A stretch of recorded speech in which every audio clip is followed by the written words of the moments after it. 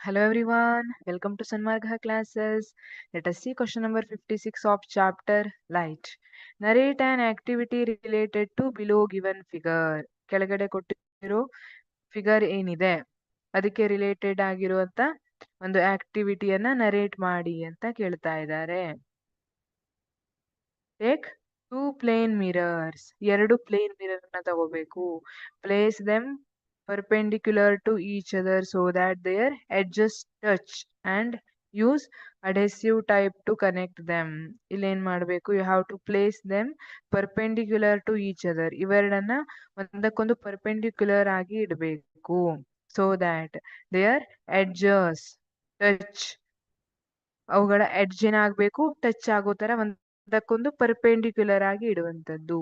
And use adhesive tape to connect them, adhesive tape ಅನ್ನ use ಮಾಡ್ಕೊಂಡು connect ಮಾಡಬೇಕು. Place a coin between the mirrors, ಇವೆರಡು mirror ಮಧ್ಯೆ ಒಂದು ಕಾಯಿನ್ ಅನ್ನ ಇಡಬೇಕು. You will see many reflections of the coin. ಈ ಕಾಯಿನ್ ಅದು ಜಾಸ್ತಿ ನೋಡಿ, ಇರೋದು ಒಂದು ಕಾಯಿನ್, ಇಲ್ಲಿ ರಿಫ್ಲೆಕ್ಷನ್ಸ್ ಜಾಸ್ತಿ ರಿಫ್ಲೆಕ್ಷನ್ ನಿಮ್ಗೆ ಕಾಣುತ್ತೆ.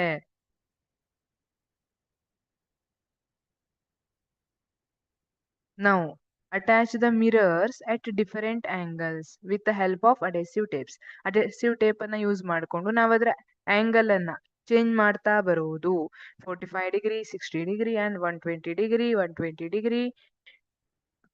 ಪ್ಲೇಸ್ ಸಮ್ ಆಬ್ಜೆಕ್ಟ್, ಯಾವುದೋ ಒಂದು ಆಬ್ಜೆಕ್ಟ್, ಕ್ಯಾಂಡಲ್, ಈ ತರ ಏನಾದ್ರೂ ಒಂದು ಆಬ್ಜೆಕ್ಟ್ ಅನ್ನ ಇಡೋದು.